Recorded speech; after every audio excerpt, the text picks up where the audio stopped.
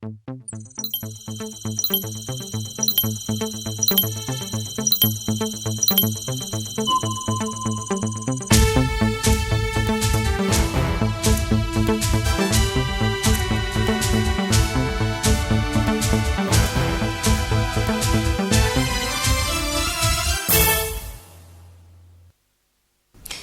Messieurs, bonsoir, bienvenue dans ce journal. Voici les titres de l'actualité.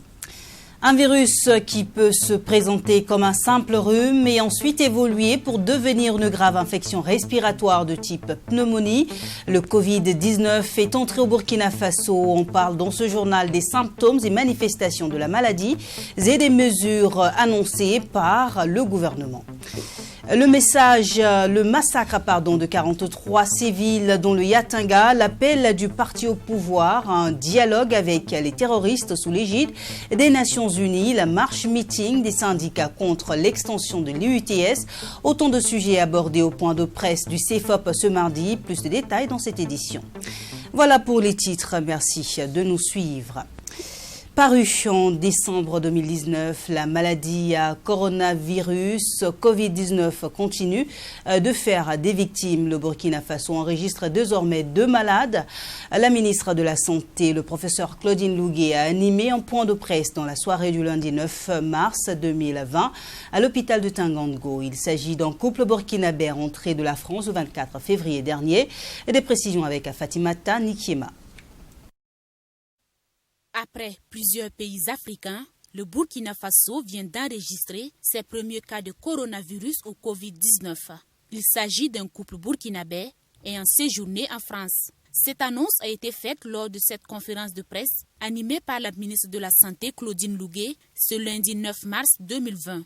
Selon elle, les résultats d'analyse de laboratoire du couple se sont avérés positifs au coronavirus. Dans la nuit du 8 mars 2020, la cellule de veille a été saisie de la présence d'une femme à domicile présentant des signes faisant penser à cette maladie.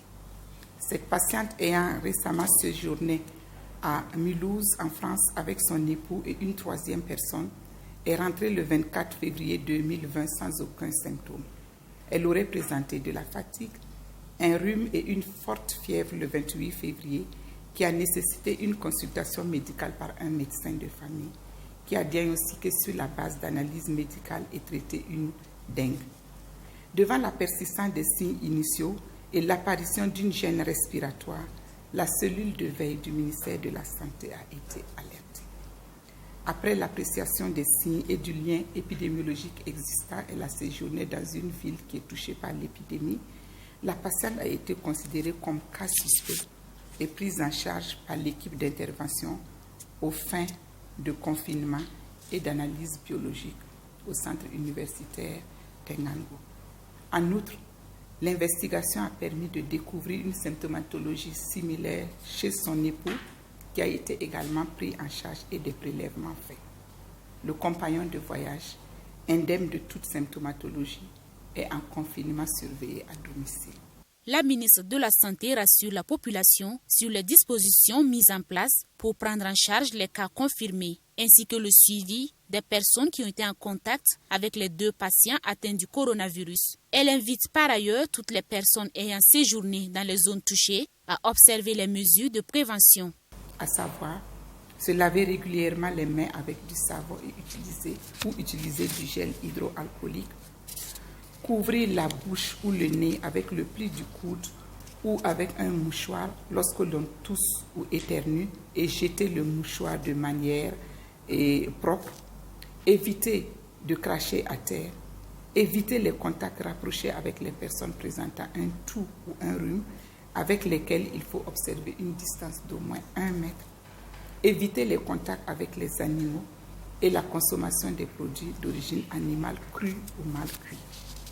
Si vous avez séjourné dans un pays touché par le coronavirus, pendant 14 jours après votre arrivée, prenez votre température matin et soir, surveillez l'apparition de symptômes d'infection respiratoire, toux, difficulté à respirer, portez une bavette lorsque vous êtes en face d'une autre personne ou lorsque vous sortez, lavez-vous les mains régulièrement au savon ou utilisez du gel hydroalcoolique. Évitez tout contact avec les personnes fragiles. Le nouveau coronavirus appelé Covid-19 a été localisé pour la première fois en Chine, dans la ville de Wuhan. La maladie a été décrétée urgence de santé publique de portée internationale par l'OMS le 30 janvier 2020. Depuis l'apparition du Covid-19 à nos jours, on dénombre environ 111 000 cas d'infection, dont près de 4 000 décès dans le monde. Pour le Burkina Faso, un cas suspect avait été enregistré le 11 février dernier et les résultats se sont avérés négatifs par la suite. Des dispositions pour lutter contre la maladie ont été prises par le gouvernement. Écoutons Claudine Louguet, ministre de la Santé, au micro de Fatimata Nikiema. À la date du 9 mars 2020, on note plus de 111 000 cas confirmés. Sur le continent africain, plus de 9 pays sont touchés, avec les premiers décès enregistrés en Égypte. À ce jour, l'épidémie se serait propagée dans plus de 101 pays du monde.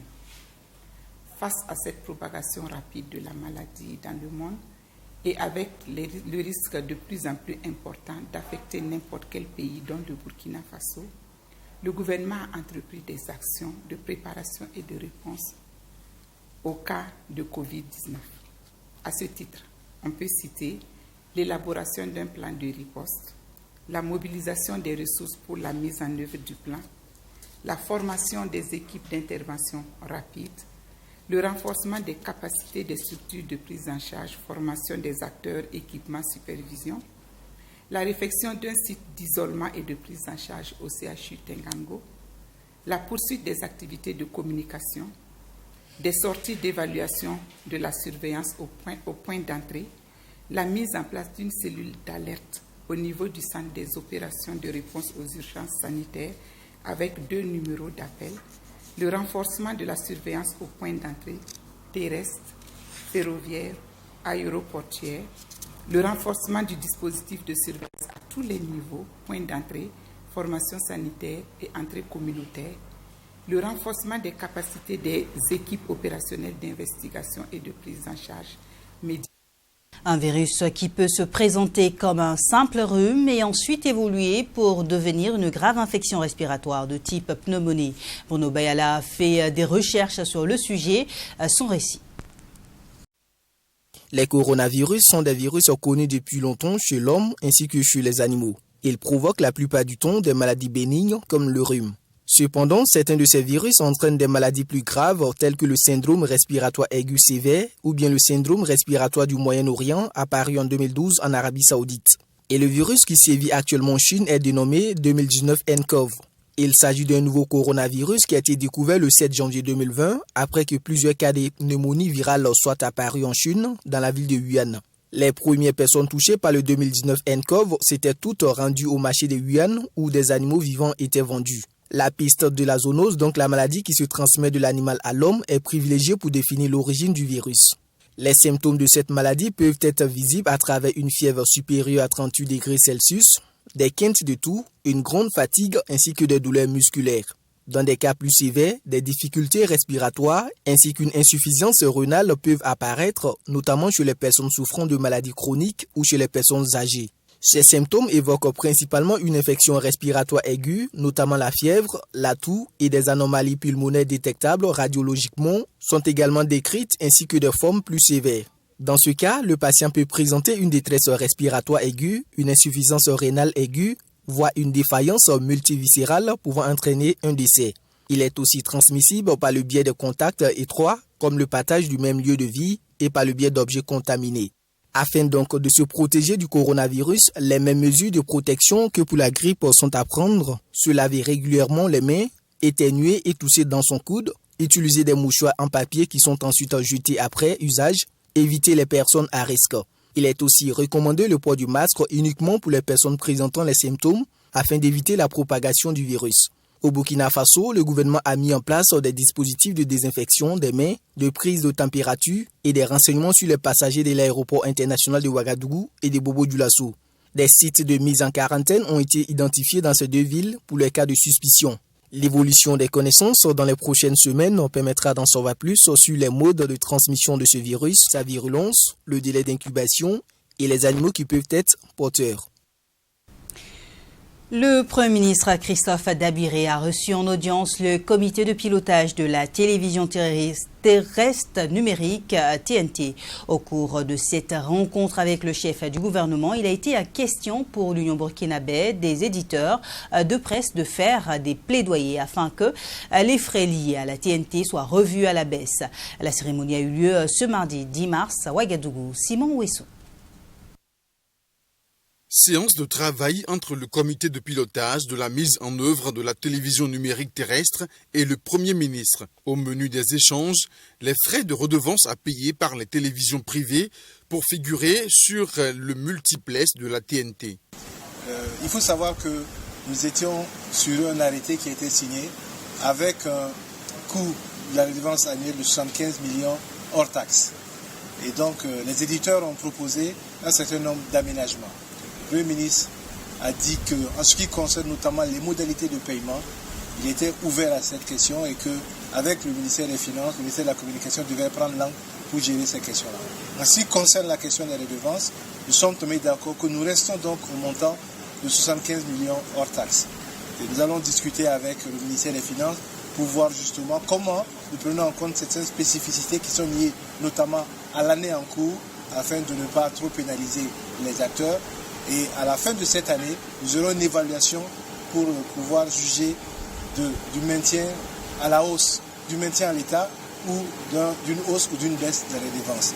Une rencontre du comité de pilotage de la TNT élargie aux membres de l'Union burkinabé des éditeurs privés de services de télévision UBS TV. Et pour Issoufou Sarré, ce cadre d'échange a été une occasion de faire un plaidoyer auprès du chef du gouvernement afin que le paiement des frais de redevance se fasse par tranche. Il s'agissait d'échanger autour de la tarification qui avait été adoptée et qui devait être appliquée dans justement le cadre de la mise en œuvre du déploiement de la TNT.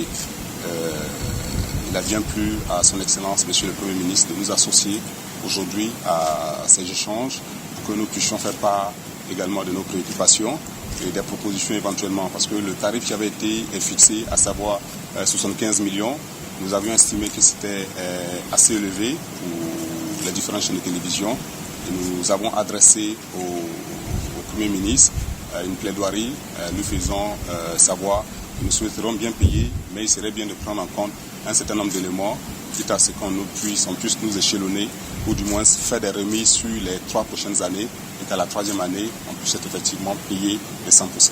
Le comité de pilotage, faut-il le rappeler, est composé de plusieurs acteurs, dont les ministères de Finances, de l'économie numérique et des postes, du commerce et du CSC. À noter que la précédente rencontre du comité de pilotage de la TNT, tenue en septembre 2019, avait fixé le montant de la redevance à 75 millions de francs CFA par an.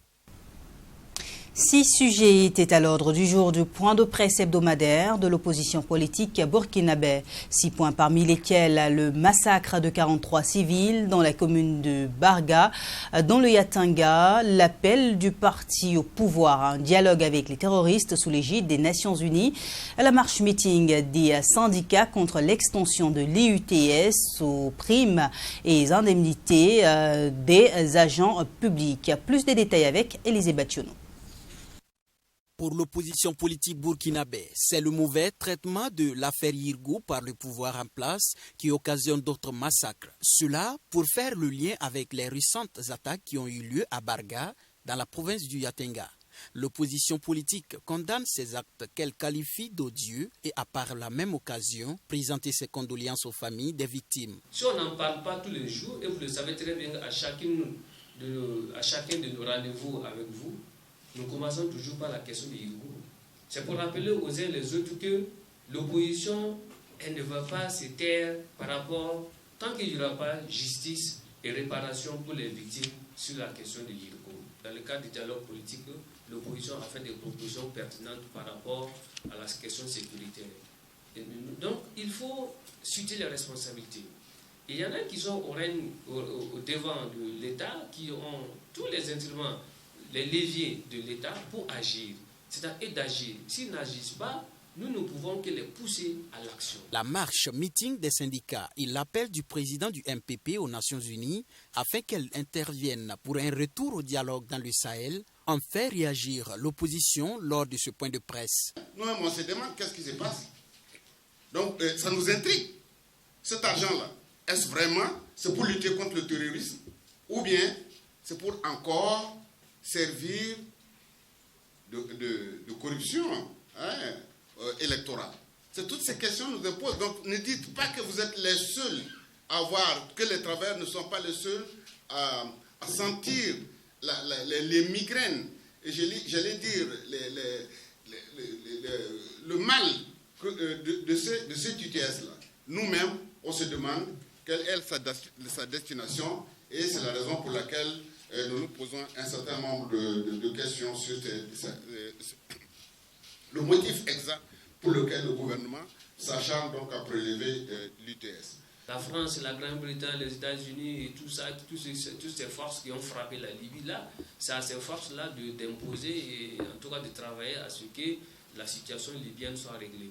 Mais je ne suis pas sûr que la résolution de la situation libyenne va mettre fin automatiquement à la situation de l'Esther de nos États si nous n'assumons pas nous-mêmes nos responsabilités en la matière. Le CEFOP s'est également prononcé sur le cas du couple burkinabé testé positif au coronavirus. Pour les conférenciers du jour, le gouvernement doit sans attendre entamer une vaste campagne de sensibilisation en vue de circonscrire la maladie et rompre la chaîne de propagation. Direction la province du Poni, dans le sud-ouest, pour constater le processus de révision du fichier électoral pour les élections de novembre 2020. Pour cette période d'enrôlement prévue du 7 au 16 mars 2020, 623 centres d'enrôlement sont ouverts. À la date du 8 mars, plus de 5000 personnes se sont fait enrôler.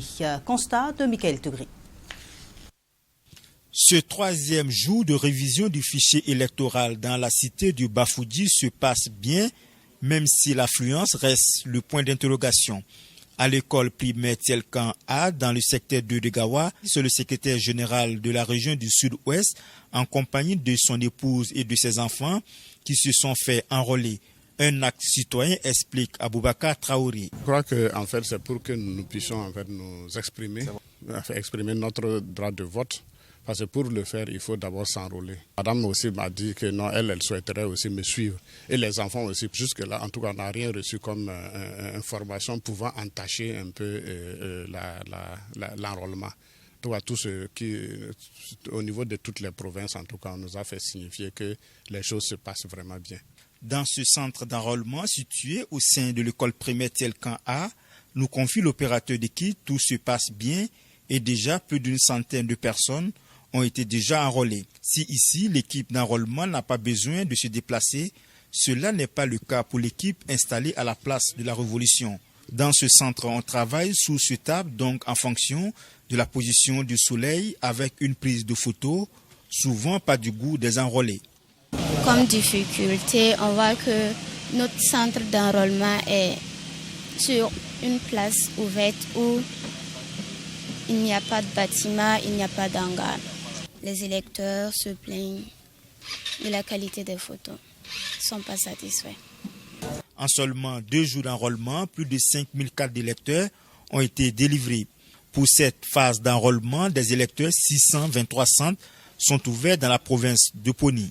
Deuxième jour, nous avons enregistré 5012 personnes qui se sont enrôlées. Dans la province, c'est dire que les choses se passent très bien.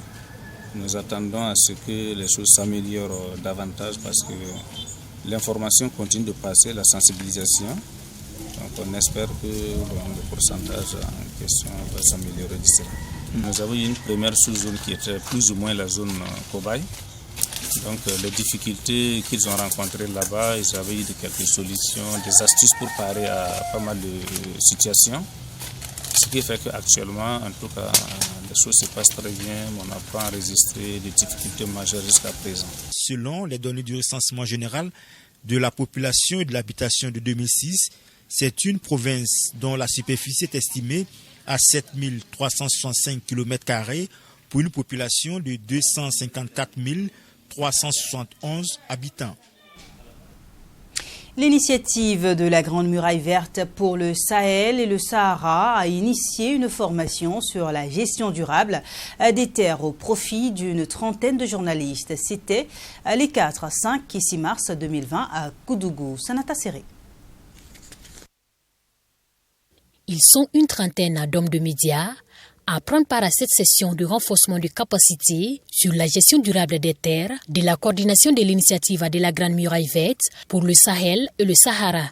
Une formation qui vise à outiller les journalistes sur les enjeux de la gestion durable des terres pour une meilleure sensibilisation des populations.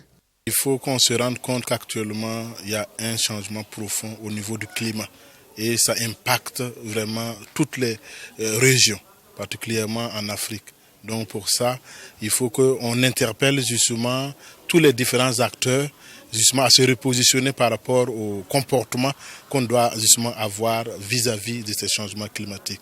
C'est ainsi qu'on a pu développer un certain nombre d'outils, de questions pour mieux s'adapter à ces conditions difficiles et justement permettre aux communautés aussi d'y vivre pendant des jours et interpeller aussi les décideurs afin qu'ils puissent jouer leur partition. Occasion pour la coordination de l'initiative de la Grande Muraille Verte pour le Sahel et le Sahara de faire le bilan de son parcours de l'année écoulée tout en dégageant de nouvelles perspectives pour cette année 2020 et au coordinateur national de l'initiative de revenir sur le prix Grande Muraille Verte en journalisme pour la promotion de la gestion durable des terres lancé en 2019.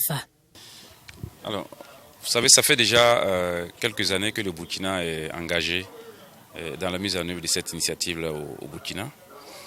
Et sur le terrain, il y a eu beaucoup d'activités qui ont été conduites en rapport avec la gestion durable des terres.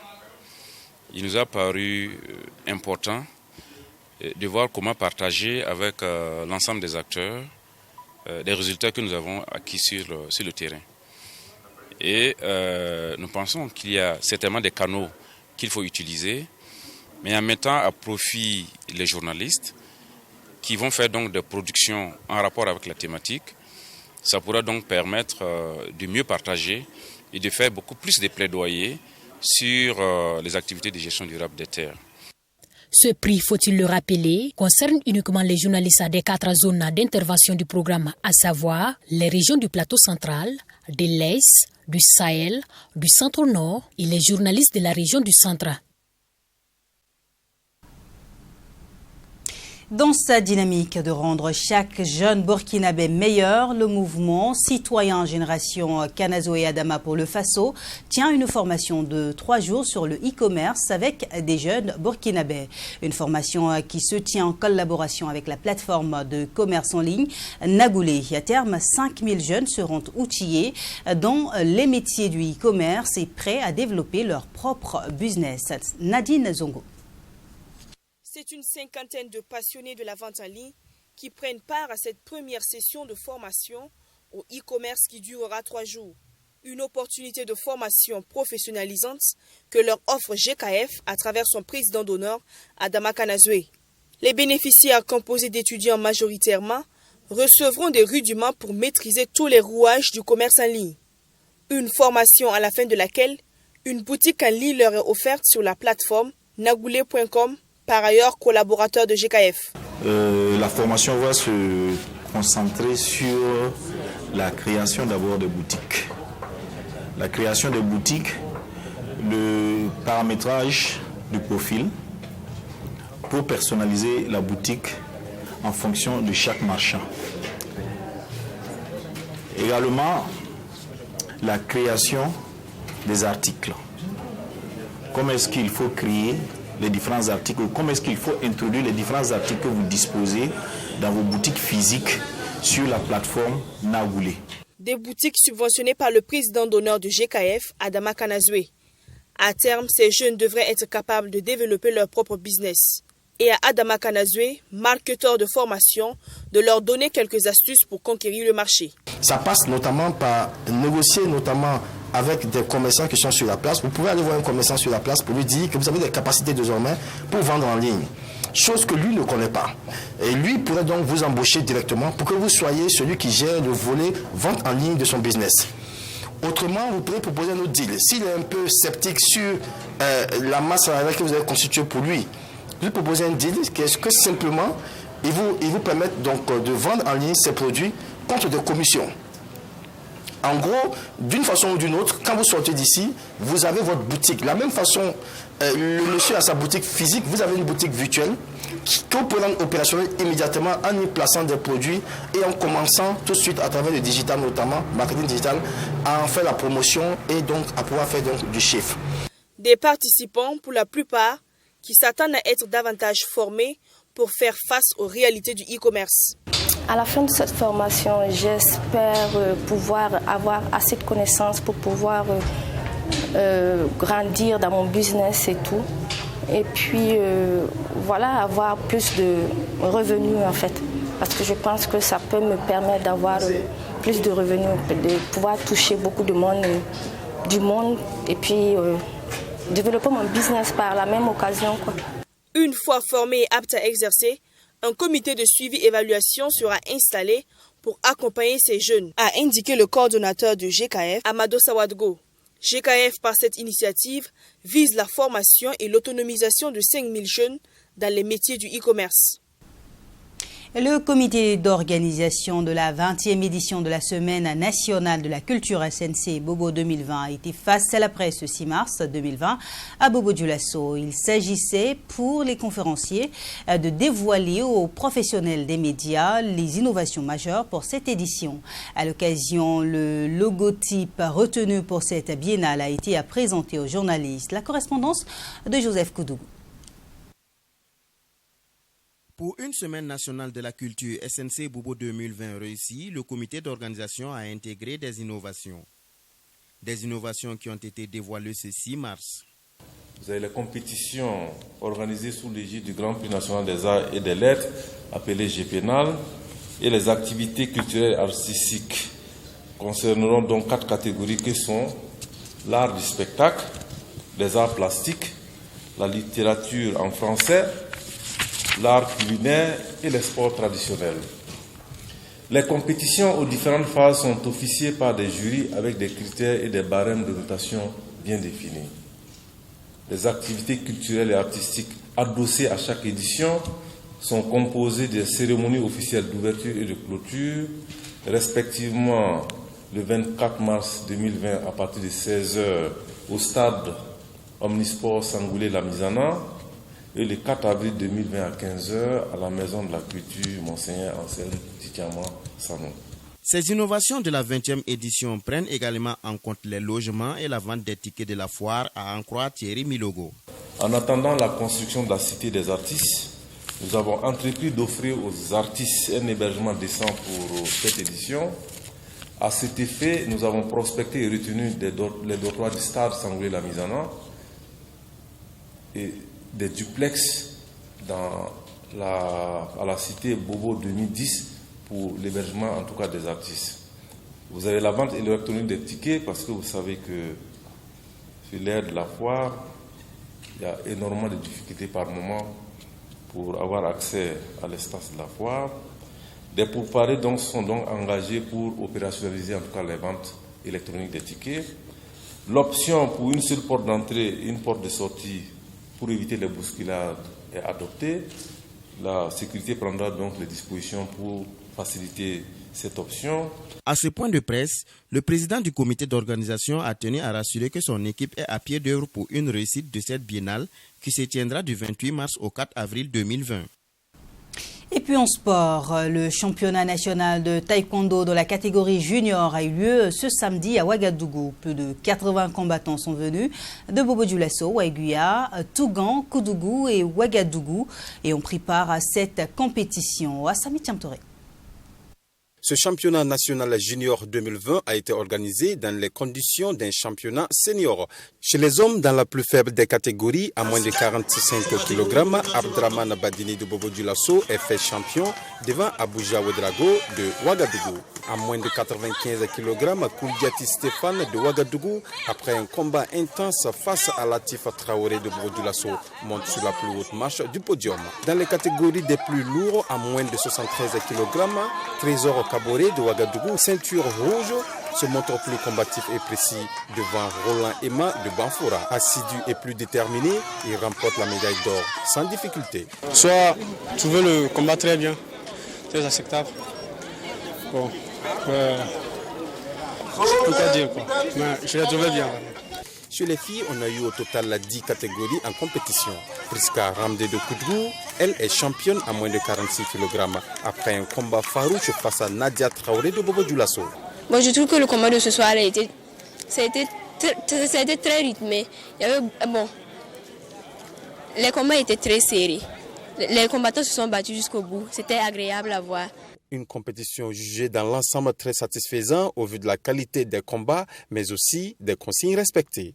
Tous les districts, la Ligue du Centre a été représentée et nous avons eu des combattants de Ouagadougou, Bobo, Banfora, Koudougou, de Douro, Touga. Donc vraiment, c'était grandiose, comme vous l'avez remarqué. Et vraiment, comme c'était un élément essentiel de notre programme, nous sommes très satisfaits parce que ça s'est très bien passé. Et puis, le junior, c'est encore plus sérieux. Et c'est l'anti-ensemble des seniors. Et vraiment, c'est prometteur. On pense que si ça continue comme ça, nous pouvons mieux nous affirmer sur le plan international. L'occasion faisant le larron, la Fédération burkinabé de taekwondo a reçu une dotation en matériel sportif comme des plastrons, des coquilles en guise de soutien pour la promotion de cette discipline. Et c'est la fin de ce journal, une édition qui a été préparée par l'ensemble de la rédaction. Merci de l'avoir suivi et bonne suite de programme sur Twitch TV.